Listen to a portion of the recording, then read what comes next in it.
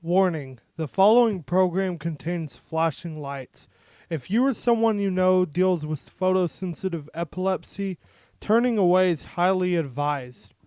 Before this video even begins, I want to give some quick reassurance.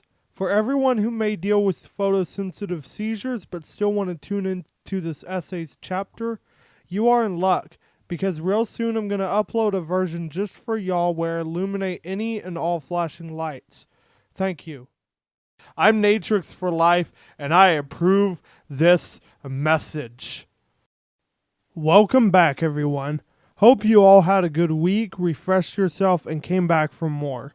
Just to recap, we are discussing autism and having it fit with My Little Pony Friendship is Magic characters in various chapters.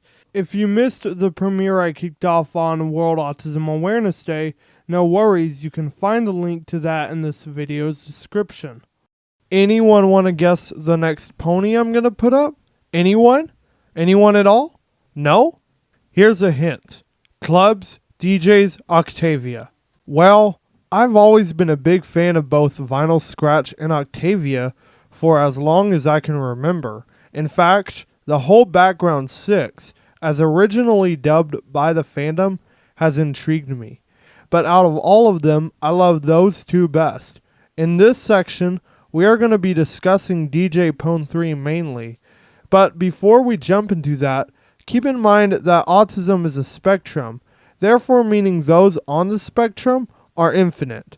A variety of autistic people, like myself, can articulate like professionals, though when I was a youngin', like most if not all autistic people, I had difficulty with speech and literature. And for everyone who for the most part can speak the English language, I certainly believe they had the same issues. A little off topic, but sometimes new words I have a hard time pronouncing correctly at first glance for a period of time.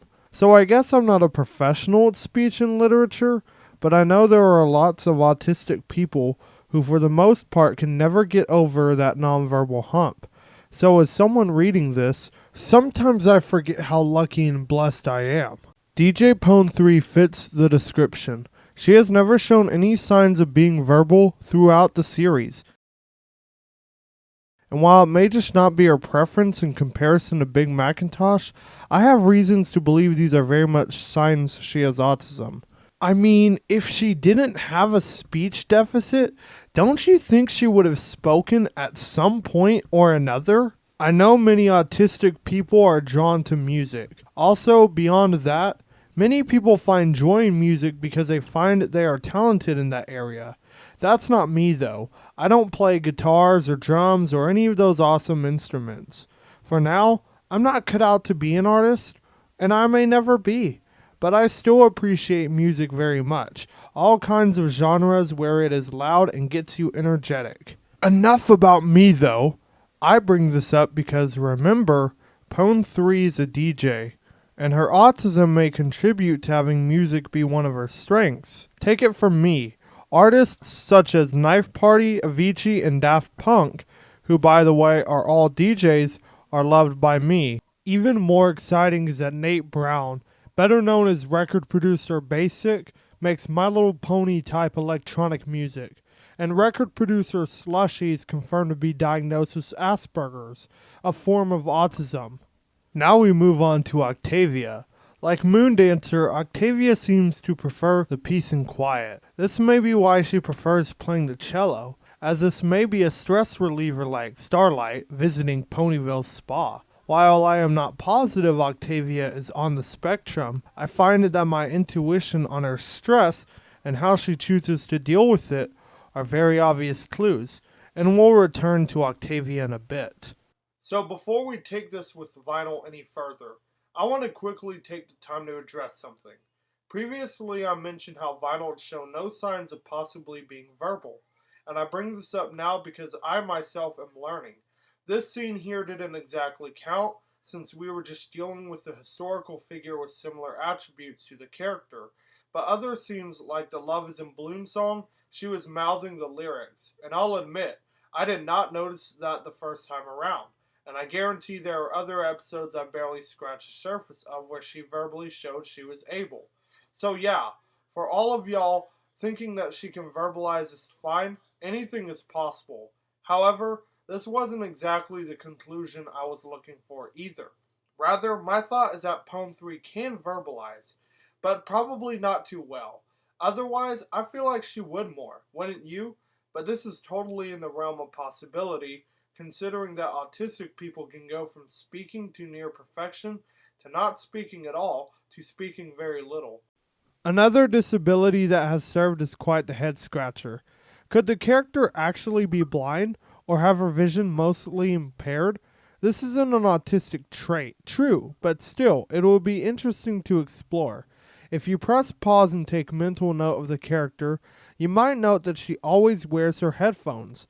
Most may be quick to argue that many DJs just prefer such qualities like sunglasses and headphones, since it really brings out the swag factor, or they may just associate her being oblivious to the situations before her, when in reality, it might be something else entirely. What exactly, you may be wondering? If you notice, she never really shows her eyes, although the fandom filled the blanks and made her eye color red, and the writers eventually go with it, but the fact in it itself is strange. Another pony with red irises has appeared to not make themselves known, and no, Trixie's enchanted eye glow does not count, but whatever. Pwn 3 wears her shades and appears to bop her head when she listens to her beats, and you may think again, shades are cool and she's just vibing. To me though, the bops aren't just concentrating on what she listens to, but a way of navigating herself using what a lot of blind people find useful: echolocation. To put it simply, echolocation is used by people and animals who make sounds and locate objects by the echoes bouncing off. Now, even though I bring up Pwn 3's possible blindness, she could still very much be autistic, because after all, you can have a disorder like autism, a disability like blindness, and a talent for something like music, and still be successful. Ain't that right, Cody Lee?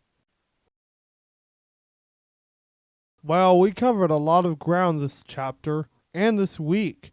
My goal for this series is to have autistic people and Neros come together and take something away from this.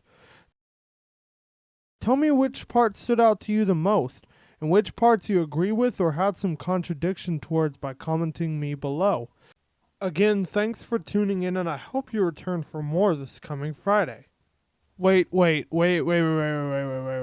Hold on. What am I doing? All that talk of DJs and record producers, and I'm not even going to bring a remix or something awesome like that to the table?